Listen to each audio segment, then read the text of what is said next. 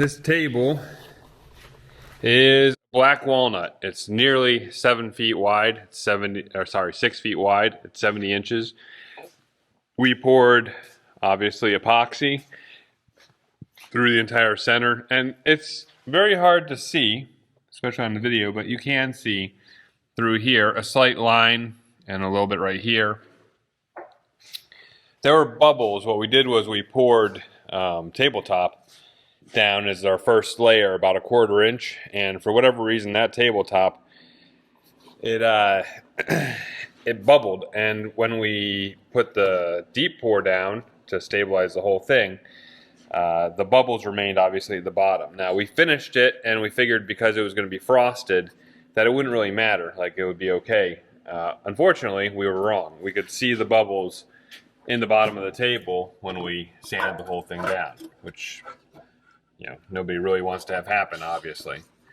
In any case, we tried to quickly there we go. I set you up on the tripod. Almost straight. We tried to just router out the bits that were the worst parts, but that didn't really work. You can still see the lines.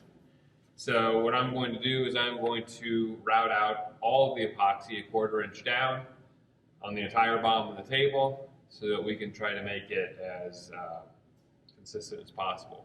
This is not something that we like to do very often. Obviously, it wasted an enormous amount of time and money and everything else to do it, but we want this table to look right. It was expensive, so we're going to go ahead and do that. I'm going to switch to a time lapse and record the work. This is probably going to take me probably at least 2 hours to route this out, and yeah, so enjoy my pain.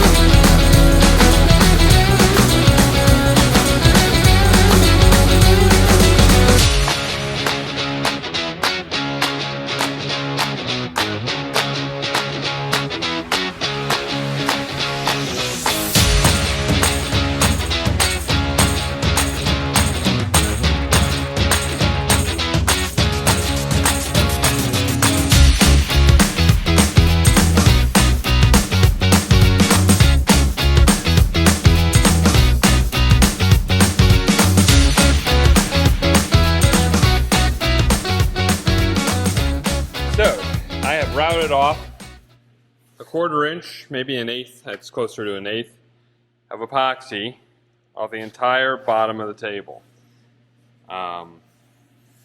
It's pretty smooth. You can see there's little ridges like right here, so I'm going to go through with a chisel and knock those down really quick. I'm going to keep talking while I work because unfortunately for you guys watching, this is a very low budget affair. This is going to be all one take, hope it works kind of stuff. And yeah, that's going to be it. Hopefully I will be able to teach you guys some things as we go along. One of the biggest things I can teach you is this particular thing. Don't route out epoxy. It sucks. And you're not going to be able to see them from here, but I've got little red marks all up and down my arm from little bits of epoxy that were hitting my arm until I got smart enough to put some gloves and a jacket on, and then I had a jacket on, so I was sweating the whole time inside. Another bit of advice I can give you is no matter how much you want to just route out a small little portion of the epoxy and leave the rest, I have done it with colored, I have now done it with clear. I have tried to route out portions of epoxy because of bubbles, because of stuff that I missed that got stuck in it. A whole host of different reasons. Epoxy is very fickle. It is more art than science. And if you need to route something out, route out the entire table. Routing out a little bit of the table is just not going to work. So I'm going to leave the camera rolling, so you probably can hear the chisel chopping through all these little pieces here. I'm just looking for anything that's sticking up. Things that can be seen in general are when bubbles are still there, or when there's a big change in the depth of the epoxy. For instance, these little nubs, you'll be able to see those. So I would say if it's less than a 32nd of an inch difference, you're probably okay. If it's more than that, you're going to need to try to level it out. So here in the middle, obviously, it was the most difficult area to reach. So the work started to get a bit shoddy in the middle. Of course, the middle is the part that you want to have look the best. Not ideal. I'll probably get a really high grit sandpaper and just hit it really quick and knock it down.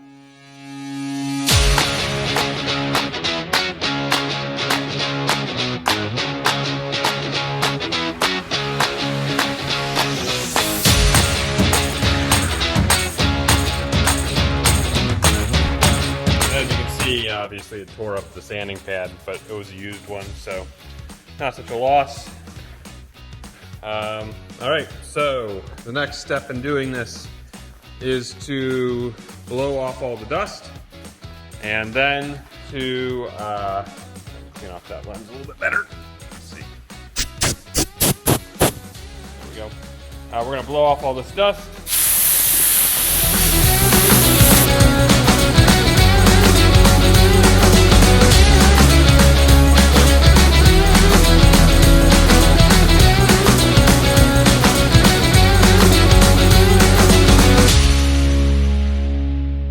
I'm then going to take alcohol, and I am going to coat that all and basically get it so that there's no dust particles, anything to get trapped in there. And in between all that, I'm going to take one of these 64-ounce cups. I'm going to put it underneath of this. I think it's going to take at least a gallon. These are, which ones are these? These are Pro Marine Supplies. And we hooked them up. They're 55-gallon drums. It's simple A and B. And then we had the deep pour from Epoxy up there, but we ran out of drums. Currently right now we've got liquid glass packages. We're a pretty equal opportunity epoxy maker. We just kind of take whatever's affordable at the moment. Haven't found too many epoxies that'll actually pour 3 to 4 inches deep. It looks like almost any epoxy, once you get over 12 gallons, it starts to have some issues unless you really cool it down. Anyways, I'm going to walk back, get the alcohol, and come back with a rag and get this wiped down while the epoxy is being poured into the container. Important thing is to not forget that the epoxy is going. Alright, so I'm actually going to use acetone. It's a little bit more aggressive than the alcohol, but it's I'm not going to put a lot on. If you leave it on for long enough, it'll start to soften the epoxy, which, since we're pouring a bunch of epoxy on top, isn't such a terrible thing. But basically I'm going to splash it on. As you can see, it gets rid of the dust. Sorry, that was kind of dumb. So we want to make that as clear as possible, get into any voids or bubbles that might be there, something that'll show up later. We're just going to clean that all the way out. Now it is going to dry and it will look cloudy again. But the whole point is to get it so there's none of that dust and stuff that's in there. Let's go check on that epoxy. Problems with multitasking, so you forget to double check things. All right, so this one is almost full. We're going to let it fill the rest of the way, and then we're going to pour it into a 5-gallon bucket and fill up the other cup as well.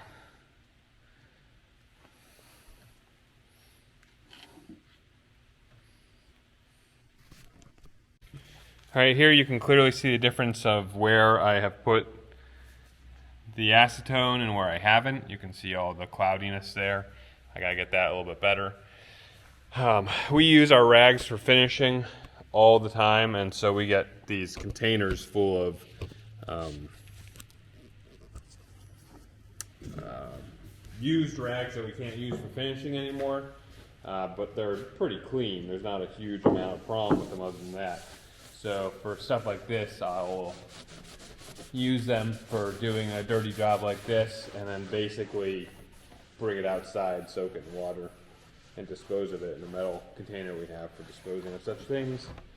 Because obviously I don't trust it to stick in the shop once we've thrown acetone and mixed it with other oils and all the stuff we've done. It's a really dangerous mixture. You can still see me? Barely? Alright. Turn it over here to the final thing and lift it up a bit. There. Again, like I said, my apologies, this is going to be a really low rent production unless we actually start making money off the channel, because this is just something that we're doing, or I'm doing, just to generate more eyes on the shop. We are pushing out into kitchen islands in the first quarter this year, so that's going to be a new thing that we do, and that's going to be a really big focus for us, so we'll see how that goes. And apart from that, our bread and butter right now is tables like this.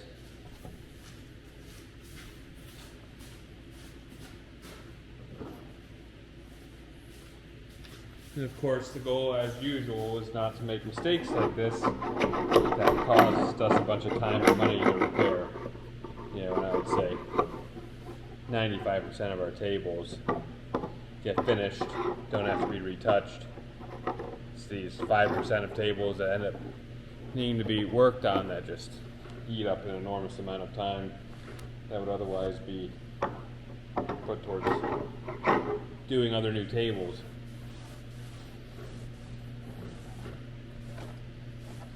Alright, now next step is to mix all the epoxy and tape up the edges here so that we can pour it. I changed my mind about the epoxy, and I'm going to do 2 gallons. Here you can see our extremely rudimentary system for measuring when we're in a 5-gallon bucket. I just got epoxy all over my watch.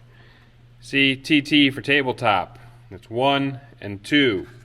Stick it right in there, and then you wait for the first gallon, and then you go to the second gallon on the other side. It works just about every time. All right, I have mixed up 2 gallons of epoxy. I have also taken the liberty of mixing up some of the epoxy with a bit of acetone, which thins it out. The reason for this is because I do not want to pour the epoxy and find out that if I had just thinned it out a teeny bit, then it would fill all the gaps and get all the holes gone and all that stuff. So some of these things are just going to have to be painted on, and that's just the way it is. So I'm going to go get, this is taking too long, I'm going to first go get a trowel. Now we use, as you can see, I taped the sides here. We use zip system flashing tape. We have used a ton of different flashing tapes, and this is the easiest to pull off after you're done.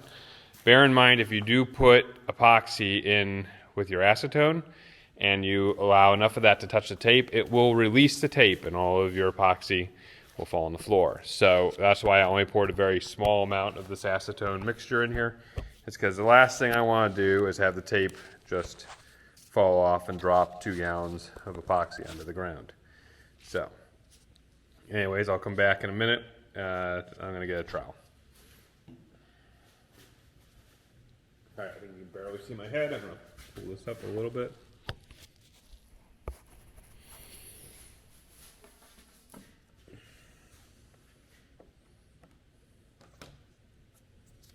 All right, so basically the goal here is to get rid of any possible spots that look like they're not gonna disappear once the epoxy's on it. Do just a little bit more.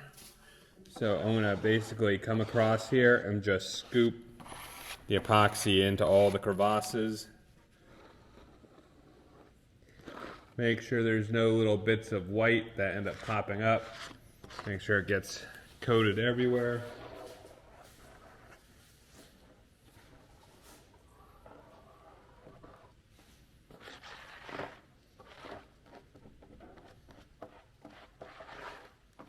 There's no pinholes or anything that are going to hold on and ruin my day.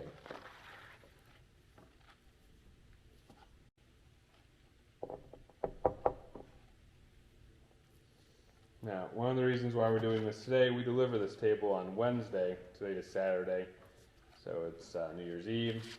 I wasn't going to work today. But if this doesn't work, if our attempts to make this look better and get all the bubbles out with this tabletop, if this doesn't work, then one of the things we're going to have to do, so like it's stuff like right here, I'll show you that I'm concerned about, is we're just going to basically surface the entire bottom of the table and take this entire 1/8 inch off, which I'm really loath to do because then the wood goes away and it's thinner, and then we have to refinish both sides, so it's another full day of work. I really am trying to get away from spending any more time on this table, although it may be impossible. It might be that the only way forward is through. If that's the case, then so be it, but I don't know. We'll see. Right now there's still quite a few bubbles in the epoxy that I'm trying to get out. I'm going to bring the heat in a minute. You have to be careful, obviously, with tabletop because heat will make it flash faster, which obviously you do not want it to do, because then it has the possibility of cracking, and obviously the bubbles that I'm trying to take out right now will just pop back up again. A bunch of losers.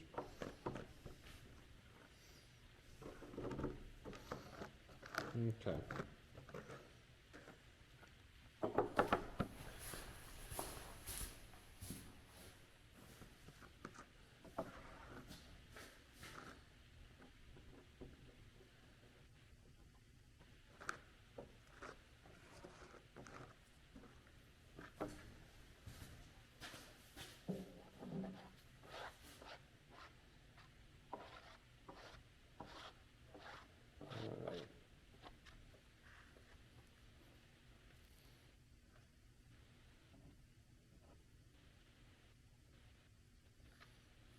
Okay, so now that that's pretty much where it needs to be, I'm going to torch it, and then I'm going to pour the rest of it in.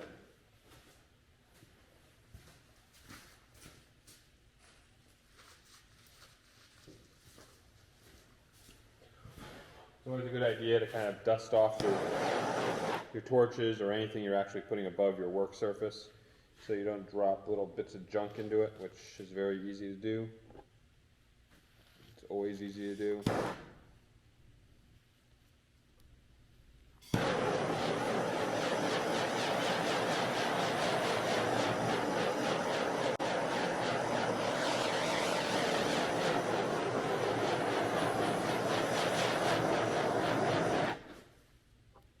Again, pulling out whatever we can. Trying to make this look as good as we can.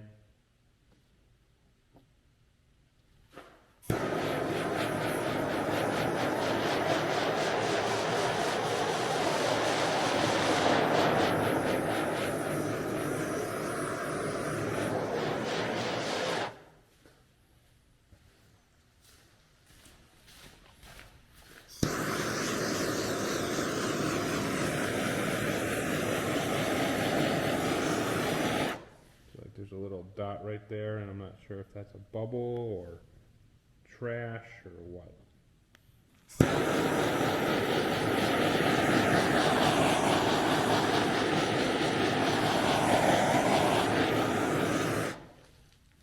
Now I'm just going around and wiping off any extra epoxy, because anything we don't have to sand is preferable.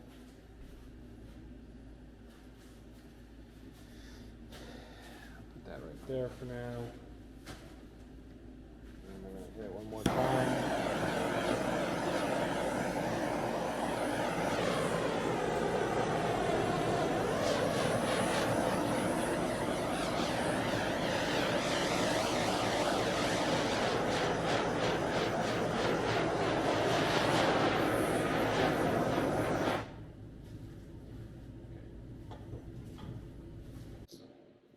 And now, the moment we've all been waiting for.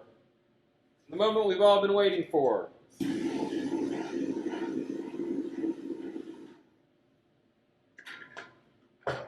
The anticlimactic pour.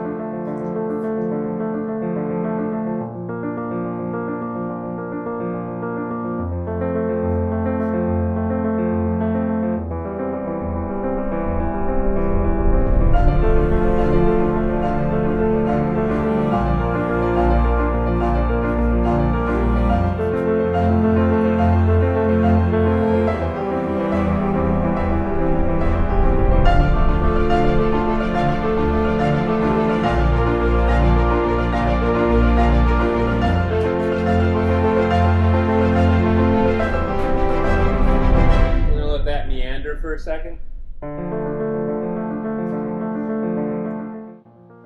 I use this to push it back into the borders where I need to. So like right here, push that back in.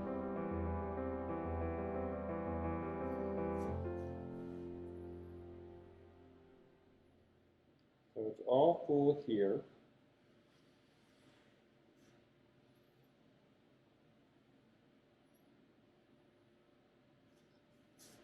Check it over here, because grab this.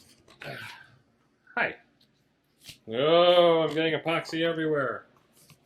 Okay, so what we're going to do is we're going to scoop it so it goes all the way to the edge. We want that to fill in there, and there. And then we're going to kind of scoop it around here. Make sure it's filled in everywhere there.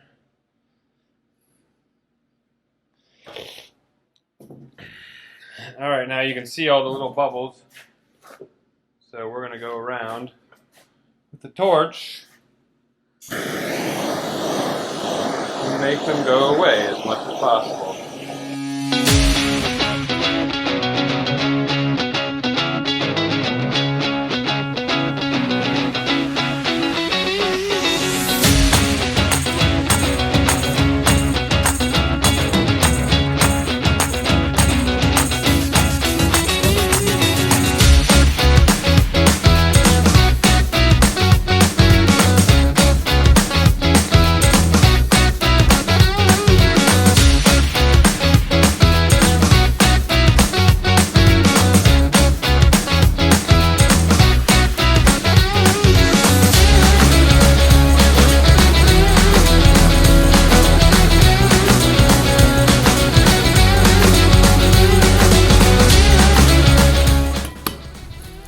Now basically we have to cross our fingers and see if it worked.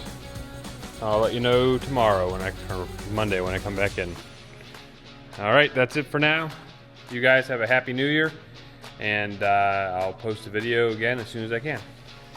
This is from Maker's Woodshop. This is Jason. Have a good day. That's a terrible sign off. I don't know exactly what I'm going to say as far as that goes. We'll figure out all those details later. Alright, talk to you later. Bye. Alright. Try again.